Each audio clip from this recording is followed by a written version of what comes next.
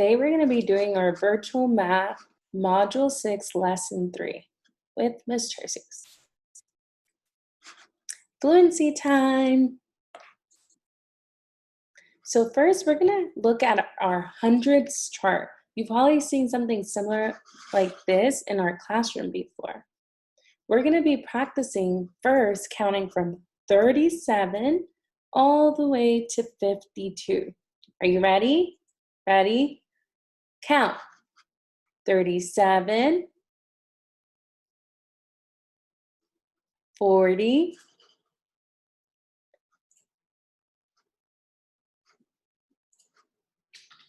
46, 50, 52. Awesome. Now we're going to count back from 52 to 37. So now we're going to start at 52. Ready? Begin. 52,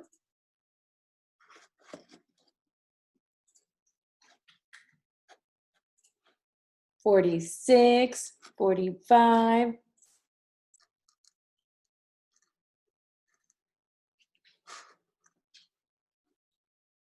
38, and 37. Good job. Give yourselves a pat on the back and say, good job, me. Now we're going to be counting by tens. So we're going to count by tens from 77 to 97. Ready? I'll help you with this one. 77, 87, 97. Ooh, bonus question. Do you know which one comes after 97, counting by tens? If you said 107, you are right. Good job. Now we're going to count back tens from 97 to 77. Ready, set, go. 97, 87, 77. Great job, first grade. Okay, now there are some things that you might want or need during our lesson. So you will need looking eyes. You have to have listening ears, and make sure you have a quiet voice, okay? Also, you might want a pencil so that you can practice on a piece of paper. First, we're gonna start with our application problem. First, remember that we have to read our question, we have to draw our pictures, and then we also have to write our words for our answer. So, we're gonna read our story. How many times do we usually read our story? Good, if you said 2 times, you are right. We'll at least read it 2 or more if we need to, right? So let's read our story. Tamara has 4 more goldfish than Peter. Peter has 10 goldfish. How many goldfish does Tamara have? We're gonna read it again, but this time, I want you to be thinking about who is in their story and how many goldfish they have. So Tamara has 4 more goldfish. So I circled 4 because I know that Tamara, T for Tamara, has 4 more than Peter. So I labeled Peter with a P because Peter begins with a P. Good. Peter has 10 goldfish. So I have to circle my 10 because that's the important number and it tells me how many goldfish Peter has. Now our big question is, how many goldfish does Tamara have? So I circled my question in green so that I can see what I'm going to be looking for in my problem.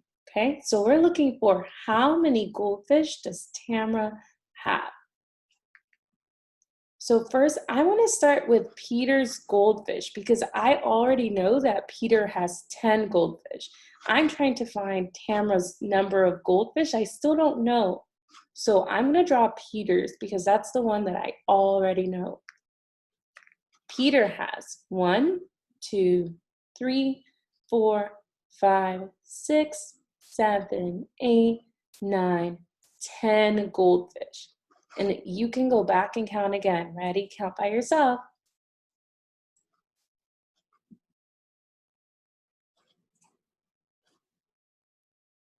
10. Good. You should have checked your work and make sure that you drew 10. And I'll give you some time to draw. And once you're done, we will move into Peter's. And if you want, you can also pause the videos if you want to be drawing your pictures as Ms. Churches is teaching you, okay?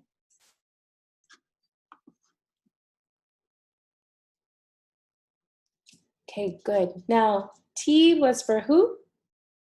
Tamara, good. So now I know that Tamara has 4 more than Peter. That means that Tamara has all of these that Peter has. So up to here, they're the same. But then she has 4 more, okay? So that means that they both have up to 10, and then on top of that, Tamara has 4 more. So I circled it so you can see that she has 4 more, okay? So she had 10, the 10 that Peter has, and 4 more. So now I want to figure out what number sentence can I use to figure out how many goldfish does Tamara have? So for my number sentence part, if you're doing your 4 squares, in your next square, you would write 10 plus the 4 more that she has equals, our total is 14. Great. Make sure that you box your answer. 10 plus 4 equals 14. That means in our words, we would write what? How many goldfish does Tamara have? I would say Tamara has 14 goldfish. Excellent. If you said that, you can say, I did that. Awesome job. And I'll give you a few seconds so that you can finish writing your words. And make sure that you always go back, first grade, as you're finishing, to label your pictures for the names. That way, when you're drawing your pictures, you can easily go back to the story and see how many each had. It helps you draw your pictures. Remember, like the T for Tamara, P for Peter, and then make sure that you're circling how much each had, the numbers in the story, because that helps you when you get to your pictures, okay? And then also make sure that you're matching your number sentence to your pictures. So if the numbers that you have here don't match your picture, that means that you might need to go back and check your picture, okay? And check your numbers, make sure that they match. Otherwise, it might mean that maybe you made a mistake or you need to check your work again, okay? Okay. If you need more time, you can pause the video and finish writing your sentence, okay? All right, great. First grade, good job. We're gonna keep going. Now, today's lesson, we're gonna record and name tens and ones within a 2-digit number using a place value chart, okay? So in other words, we're gonna be looking at 2-digit numbers, and we're gonna try to tell how many tens and ones are in that number, okay? And then we're gonna get to practice putting that number into a place value chart. Remember, a place value chart tells us our what? Blank and blank. Good. If you said our tens and our ones, you are right. Our place value chart tells us our tens and it tells us our ones. So today we will learn how to use the place value chart to name and record tens and ones within a 2-digit number up to 100, okay? That means by the end of this lesson, you'll be able to use the place value chart to record your tens and ones within a 2-digit number. So my question to you now is, what number am I showing?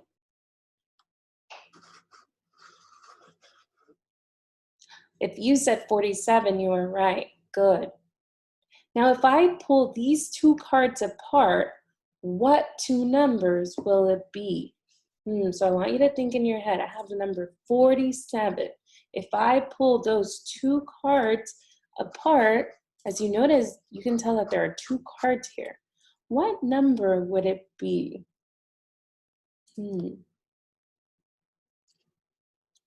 Good. The first card would be 40. The second card would be 7. Now you might be asking, how come I can't see the 0 whenever I see the card here? Yes, if you said it's because the 7 is covering it, you're correct. The 7 is covering the 0 when they're together. So I can't see this 0, right?